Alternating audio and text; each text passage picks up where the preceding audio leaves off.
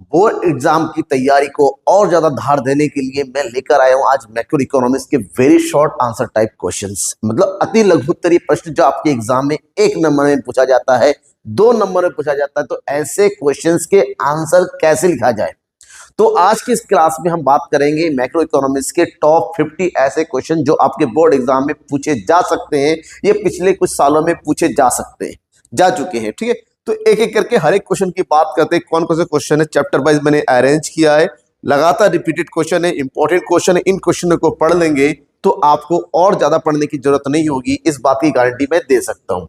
Question की शुरुआत करेंगे हम चैप्टर नंबर 1 से लेके चैप्टर नंबर लास्ट तक हम पहुंचते हुए चले जाएंगे। मैक्रो इकोनॉमिक्स के सभी चैप्टर के शॉर्ट क्वेश्चंस की बात करेंगे। ठीक है, तो यहां पर कौन कौन से क्वेश्चन है जिसकी बात करते हैं। पहला क्वेश्चन है 1936 में प्रकाशित कीन्स के ग्रंथ का क्या नाम है। कीन्स के ग्रंथ का मतलब होता है कीन्स की पुस्तक का नाम क्या है, जो 1936 में उन्होंने लिखा था। तो कीन्स की पुस्तक का नाम है the general theory of employment, interest and money. याद रखिएगा, रट्टा मान लीजिएगा इस क्वेश्चन को। ठीक है, आगे बढ़ते हैं नेक्स्ट क्वेश्चन। नेक्स्ट क्वेश्चन है हमारे पास समष्टि अर्थशास्त्र का क्या अर्थ है। समष्टि अर्थशास्त्र की मीनिंग के बारे में पूछा गया है। अर्थशास्त्र की वह शाखा जिसके अंतर्गत अर्थव्यवस्था की संपूर्ण एवं सामूहिक समस्याओं का अध्ययन किया जाता है, उसे समष्टि अर्थशास्त्र के नाम से जाना जाता है। जैसे यहाँ पर राष्ट्रीय आय की समस्या का अध्ययन किया जाता है, जैसे यहाँ पर रोजगार का अध्ययन किया जाता है, जैसे यहाँ पर मुद्रा एवं बैंकिंग का अध्ययन किया जाता है, इन सबको समष्टि अर्थशास्त्र के अंतर्गत समझा जाता है। नेक्स्ट क्वेश्चन है वास्तविक प्रवाह किसे कहते हैं। वास्तविक एक ऐसा प्रवाह जहां पर वस्तुओं और सेवाओं का परिवारों और फर्मों के बीच लेन देन होता है, आदान प्रदान होता है, ऐसे प्रवाह को हम वास्तविक प्रवाह के नाम से जानते हैं। इधर हम फर्म को लिख देते हैं और यहां हम परिवार को लिखते हैं। इन दोनों के बीच में वस्तु और सेवाओं का, परिवारों से फर्मों को मिलती है विभिन्न प्रकार की सेवाएं। क्या मिलती है? विभिन्न प्रकार की सेवाएं, जैसे फैक्टर सेवाएं, जैसे हम होगी भूमि मिल गई, भूमि हो गया, पूंजी हो गया, श्रम हो गया, उद्यमी हो गया। तो ये है परिवार से, फर्मों से इनको मिल जाता है वस्तुएं, उपभोग की वस्तुएं। तो इस प्रकार के प्रवाह को हम वास्तविक प्रवाह के नाम से जानते हैं। आगे बढ़ते हैं, आर्थिक सहायता किसे कहते हैं। आर्थिक सहायता को इंग्लिश में बोला जाता है सब्सिडीज। ये सब्सिडीज क्या है? ये सरकार के द्वारा उत्पादकों को प्रदान की गई आर्थिक सहायता है। इसका उद्देश्य वस्तु की कीमत को कम रखना होता है। मान लीजिए किसी वस्तु का मूल्य जो है 100 रुपए हो रहा है, सरकार को लगता है कि 100 रुपए वास्तव में जनता के लिए, उपभोक्ताओं के लिए अधिक है, तो सरकार क्या करती है, डायरेक्ट उनसे करती है, किसको करती है? उत्पादकों को कहती है कि आप इसको कितने बेच सकते हैं, कम से कम में। तो उन्हें कहा हम 100 में बेचेंगे क्योंकि 96 में हमने उत्पादन किया, 4 रुपए का प्रॉफिट चाहिए। तो सरकार कहती है कि 4 रुपए हम आपको देंगे, आप मार्केट में इसको 96 में बेचो। तो इस 100 रुपए उत्पादकों को चाहिए, लेकिन वो मार्केट में इसको 96 में बेच रही है, तो बचा हुआ 4 रुपए सरकार के द्वारा प्रदान किया जाता है। तो इसी को हम आर्थिक सहायता के नाम से जानते हैं। मतलब किसी वस्तु को बाजार में उसकी वास्तविक मूल्य से कम मूल्य पर बेचना और उस मूल्य को सरकार के द्वारा अदा किया जाना ही आर्थिक सहायता है। नेक्स्ट, हस्तांतरण भुगतान किसे कहते हैं। इसको इंग्लिश में बोला था ट्रांसफर पेमेंट। ट्रांसफर पेमेंट, हस्तांतरण भुगतान से आशय ऐसे भुगतान से जिसे प्राप्त करने वाला व्यक्ति बदले में कोई सेवा प्रदान नहीं करता, जैसे दान हो गया। ठीक है, दान हो गया। इसके अलावा हम बात करते हैं ग्रांट हो गया। ठीक है, इसके अलावा आपके पास स्कॉलरशिप हो गया। ठीक है, इन सबको हम क्या बोलते हैं? हस्तांतरण भुगतान के बदले में, इसके बदले में कुछ भी, या फिर यूं कहें, हम कह सकते हैं वृद्धा पेंशन, कहते हैं विभिन्न प्रकार की पेंशन, वृद्धा पेंशन हो गया, विधवा पेंशन हो गया, ये सब कुछ। विश्वव्यापी आर्थिक मंदी की अवधि क्या थी? विश्वव्यापी आर्थिक मंदी की अवधि थी 1929 से लेके 1933। 1929 से शुरुआत हुआ था, 1933 में आर्थिक मंदी को खत्म किया गया था। नेक्स्ट है उत्पादक वस्तुएं किसे कहते हैं। वह वस्तुएं जिनका प्रयोग उत्पादन प्रक्रियाओं में किसी अन्य वस्तु के उत्पादन के लिए किया जाता है, ऐसी वस्तु को उत्पादक वस्तुओं के नाम से जाना जाता है। जैसे मशीन है, औजार है, कच्चा माल है आदि। नेक्स्ट हम बात करते हैं अर्ध टिकाऊ उपभोक्ता वस्तुएं क्या है। अर्ध टिकाऊ ऐसी वस्तुएं जिनका प्रयोग उपभोक्ताओं के द्वारा कुछ समय के तक के लिए किया जाता है। यानी कि एक से ज्यादा बार प्रयोग होता है लेकिन बहुत ज्यादा लंबे टाइम तक नहीं चलता, ऐसी वस्तुओं को हम अर्ध टिकाऊ वस्तु कहते हैं, जैसे कपड़े हो गया, क्रॉकरी आइटम्स हो गई आदि। ठीक है, यह उपभोक्ता वस्तुओं का ही एक प्रकार है।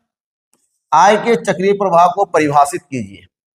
अर्थव्यवस्था में उत्पादन, आय और व्यय का जो निरंतर प्रवाह होता है इसे आय का चक्रीय प्रवाह कहते हैं, और ये अर्थव्यवस्था के विभिन्न क्षेत्रों का आपस में निर्भरता से उत्पन्न होने वाली प्रवाह है, जहां पर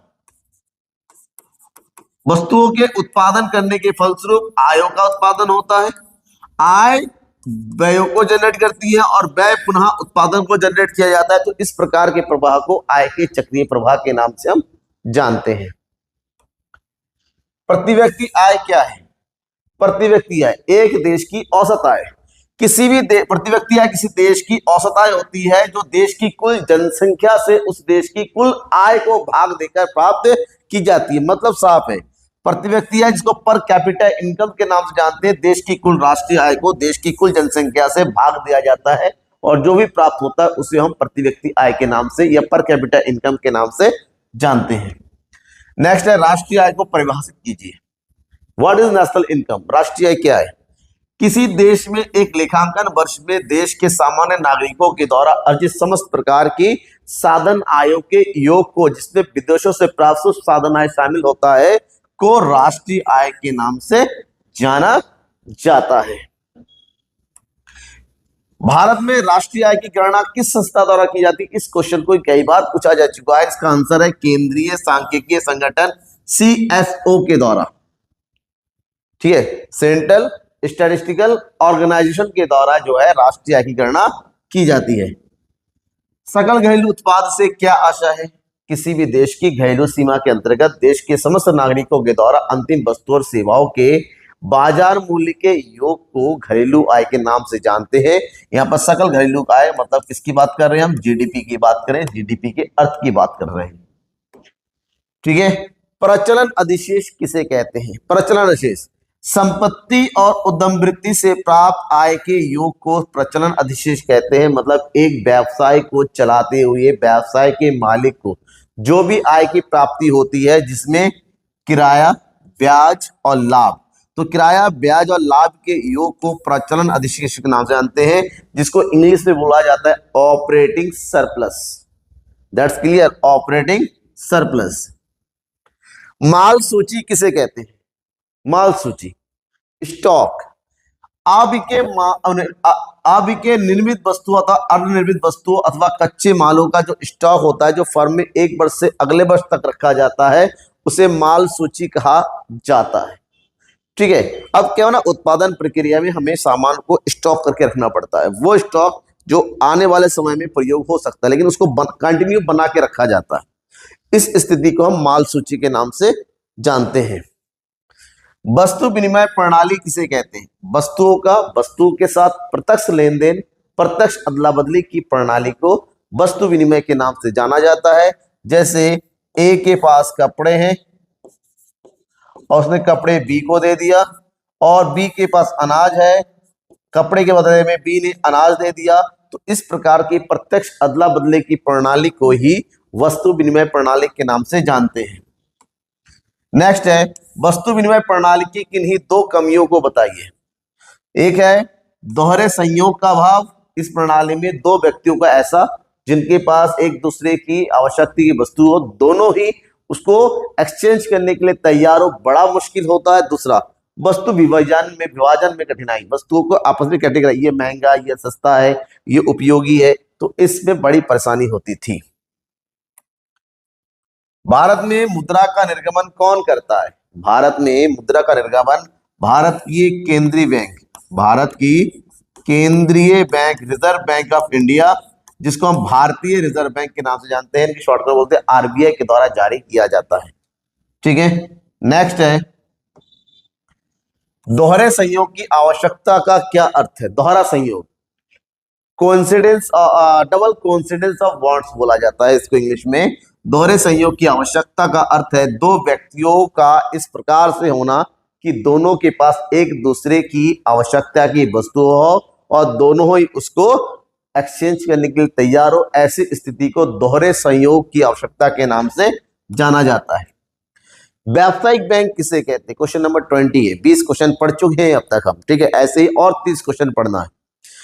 वह बैंक जो लाभ कमाने के उद्देश्य से जनता से उनकी जमाओं को स्वीकार करती है और उनकी मांगने पर उन्हें ऋण उपलब्ध कराती है, ऐसे बैंक जो एक साथ जमा स्वीकार भी करती है, ऋण भी प्रदान करती है, उन्हें व्यावसायिक बैंकों के नाम से जानते हैं।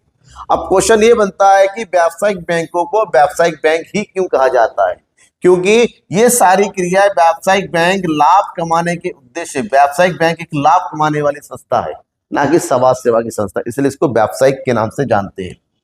नेक्स्ट है, मुद्रा के प्राथमिक या मुख्य कार्य कौन कौन से? मुद्रा के दो मुख्य कार्य है, एक है विनिमय का माध्यम, दूसरा मूल्य मापक, ठीक है। सामान्य मूल्य मापक, मूल्य का मापक के नाम से जानते हैं। दो कार्य इसको मुख्य या फिर प्राथमिक कार्य के नाम से जानते हैं। मुद्रा गुणक किसे कहते हैं? मुद्रा गुणक का क्या निर्धारित करता है? मुद्रा गुणक व्यावसायिक बैंक के अधिकतम साख प्रदर्शित करता है, जो अपने नगद कोषों के अंतर्गत सृजित किया जाता है।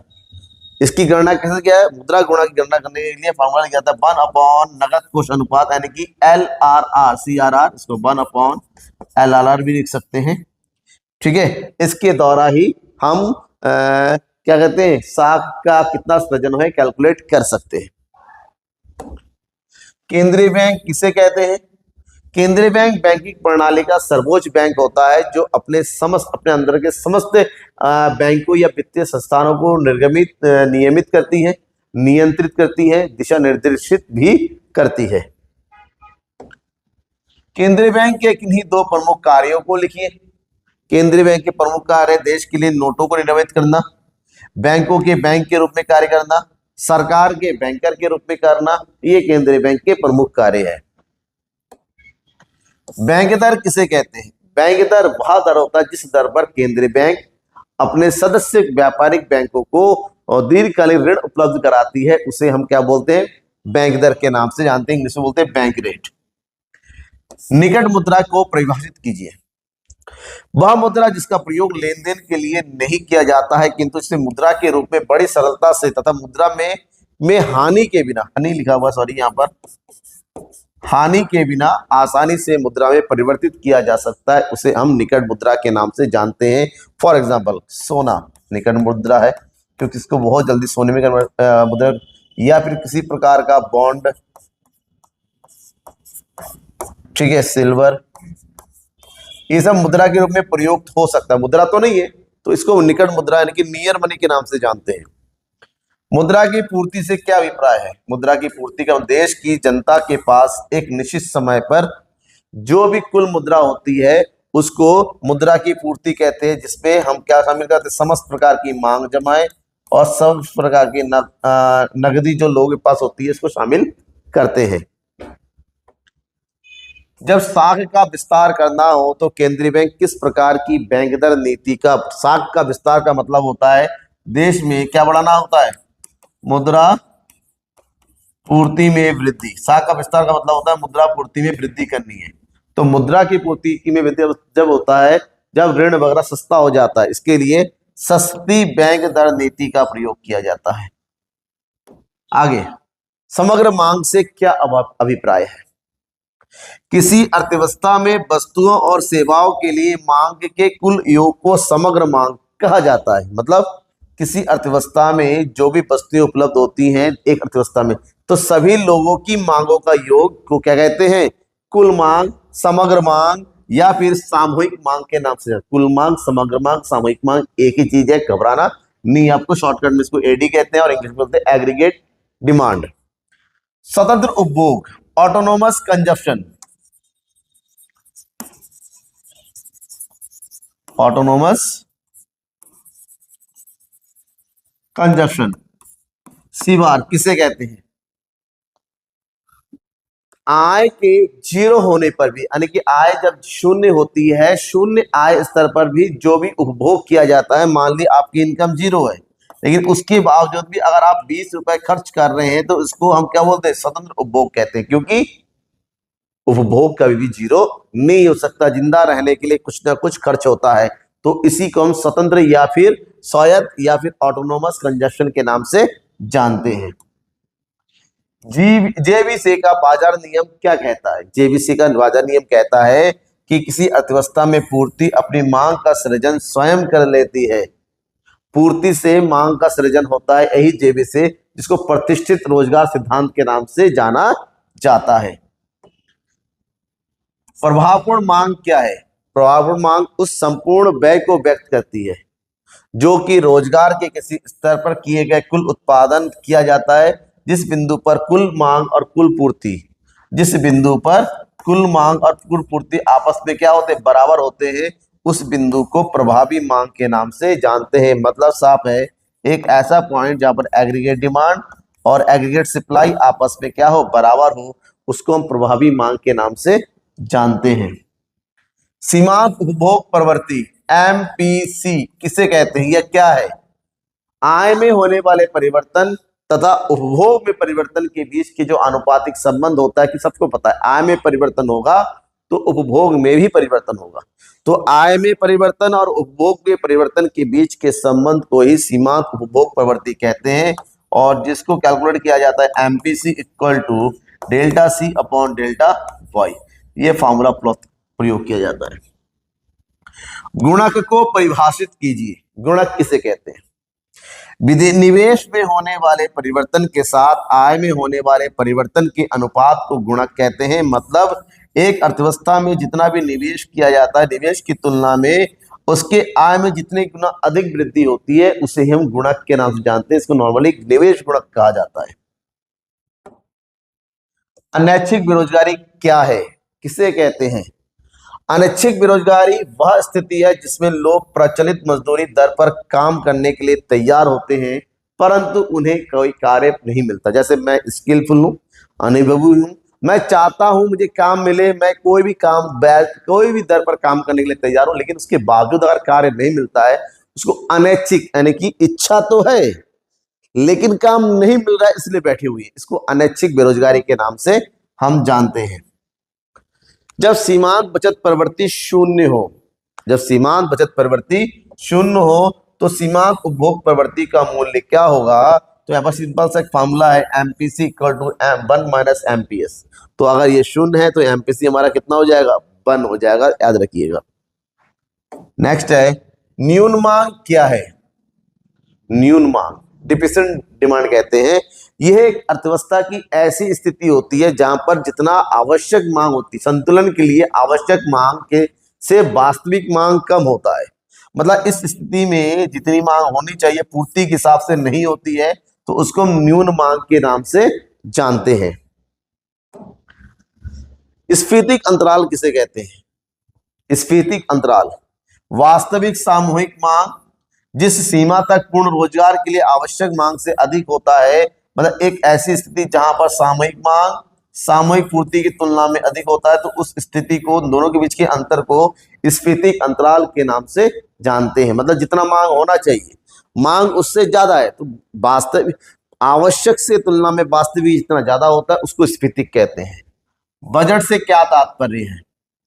सरकारी बजट एक वित्तीय वर्ष में सरकार की समस्त अनुमानित प्राप्तियों और अनुमानित व्ययों का एक विस्तृत विवरण होता है, जो देश के समस्त आयों और व्ययों के बारे में बताया जाता है। भारत में बजट हर साल 1 फरवरी को पेश किया जाता है। जैसे अभी इसी 1 फरवरी 2026 को श्रीमती निर्मला सीतारमण के द्वारा भारत का सबसे बड़ा बजट पेश किया गया था। राजस्व प्राप्तियां किसे कहते हैं? सरकार की बजट में ऐसी प्राप्तियां जिससे सरकार की ना तो संपत्तियों को कोई कमी होती है, ना ही दायित्वों में कोई वृद्धि होती है। मतलब एक ऐसी प्राप्तियां जिससे संपत्ति और दायित्व को कोई प्रभाव नहीं होता है, सरकार की सामान्य क्रियाकलापों के द्वारा ये प्राप्त होती है। कर की परिभाषा दीजिए। कर सरकार को किया जाने वाला, किसके द्वारा? सरकार को जनता के द्वारा किया जाने वाला अनिवार्य भुगतान होता है, जिसके बदले में जनता को किसी भी विशिष्ट सेवा की प्राप्ति नहीं होता है। कर का प्रयोग सरकार के द्वारा आम जनता की सेवा के लिए, अर्थव्यवस्था के लिए, विकास के लिए किया जाता है। ठीक है, जैसे आयकर, संपत्ति कर, निगम कर आदि। प्रत्यक्ष कर किसे कहते हैं? प्रत्यक्ष कर यानी कि डायरेक्ट टैक्स। प्रत्यक्ष कर उस कर को कहा जाता है जिसे व्यक्ति पर लगाया जाता है और उसे ही उसका कर का भाग चुकाना पड़ता है। आय कर, निगम कर, संपत्ति कर और आपका उपहार कर, इसी प्रकार का कर, क्योंकि जिस पर लगाया जाता है उसी को वो टैक्स देना होता है। घाटे का बजट किसे कहते हैं? घाटे का बजट वह बजट है जिसमें सरकार की अनुमानित आय अनुमानित व्यय से कम होती है, मतलब यहाँ पर प्राप्तियां कम होती है, बजट व्यय ज्यादा होता है। यानी कि 100 रुपए कमाया, 120 रुपए खर्च कर दिया, तो ऐसे बजट को हम बजट घाटे के नाम से जानते हैं, ये घाटे का बजट कहते हैं। राजकोषीय नीति से क्या आशय है? राजकोषीय नीति इंग्लिश में बोलते हैं इसको फिस्कल पॉलिसी। राजकोषीय नीति से अभिप्राय सामान्यतः सार्वजनिक आय, सार्वजनिक व्यय और सार्वजनिक ऋण से संबंधित नीतियों से होता है। मतलब एक देश में आयों, व्ययों, ऋणों से संबंधित जो भी सरकार की नीतियां हैं, इसको बजट नीति के नाम से भी जाना जाता है। विदेशी विनिमय दर किसे कहते हैं? विदेशी विनिमय दर किसे कहते हैं? जिस दर पर देश की कुल मुद्रा इकाई का विनिमय दूसरे देश की मुद्रा के साथ किया जाता है, उसे विदेशी विनिमय दर के नाम से जाना जाता है। व्यापार संतुलन से क्या आशय है?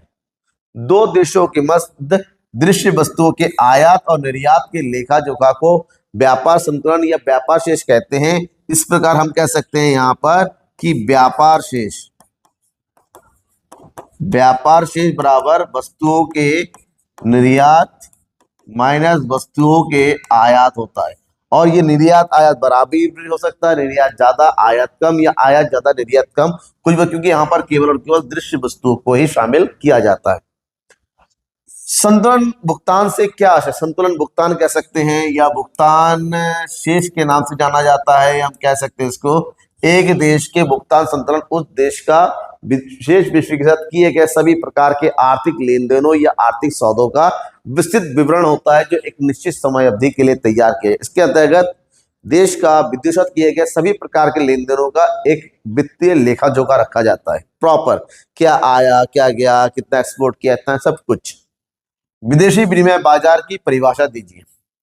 विदेशी विनिमय बाजार वह बाजार है जिसमें विभिन्न देशों की राष्ट्रीय मुद्राओं का परस्पर लेन देन किया जाता है। मतलब एक ऐसा एक माध्यम है जिसके द्वारा विभिन्न राष्ट्रीय मुद्राओं का क्रय विक्रय होता है, लेन देन होता है, हस्तांतरण होता है। हाजिर विनिमय बाजार की परिभाषा लिखिए। एक ऐसा बाजार जिसमें केवल और केवल चालू या हाजिर लेन देन होते हैं जो दैनिक प्रवृत्ति के होते हैं, जिनका लेन देन तुरंत हो जाता है, ऐसे बाजार को हाजिर या चालू बाजार के नाम से जानते हैं। वायदा बाजार क्या होता है? जिस बाजार में भविष्य से संबंधित लेन देन किया जाता है, जिसका क्रियाकलाप भविष्य से संबंधित होता है, उसे हम वायदा बाजार के नाम से जानते हैं। चालू खाता किसे कहते हैं? चालू खाते वे खाते होते हैं जिसके अंतर्गत एक देश के समस्त वस्तुओं और सेवाओं के आयात निर्यात जो दैनंदिन या दैनिक प्रवृत्ति के होते हैं उसका लेखा जोखा रखा जाता है, उसे चालू खाते के नाम से जानते हैं। व्यापार शेष में घाटे क्या दर्शाता है? व्यापार शेष का घाटा ये दिखाता है कि देश का आयात अधिक है और देश का निर्यात कम है। ठीक है, मतलब वस्तु का आयात माइनस वस्तु के निर्यात के बीच के अंतर को व्यापार शेष का घाटा बताया जाता है। और लास्ट क्वेश्चन है इस चैप्टर का, वो है स्वप्रेरित मदों से आप क्या समझते हैं? स्वप्रेरित मदे यानी कि ऑटोनोमस आइटम्स उन अंतरराष्ट्रीय आर्थिक लेन देनों से है जो अधिकतम लाभ प्राप्ति के उद्देश्य से किए जाते हैं। मतलब जो लाभ की आशा में, ठीक है, लाभ हित की आशा में लेन देन किए जाते, आयात निर्यात किए जाते, उनको हम स्वप्रेरित मदों के नाम से जानते हैं। ठीक है, समझ में आ गया? किसी भी प्रकार का कोई डाउट लगता है तो जरूर बताइएगा। अच्छा लगता है तो लाइक करके दोस्तों, क्योंकि सब कुछ का फायदा मिल रहा है। ये 55 क्वेश्चन आपके ऐसे जो बोर्ड एग्जाम में इसी में से कहीं से भी पूछा जा सकता है। ठीक है, तैयारी करिए अच्छे से, डाउट है पूछते रहिए, मेरे साथ बने रहिए। Thank you and bye.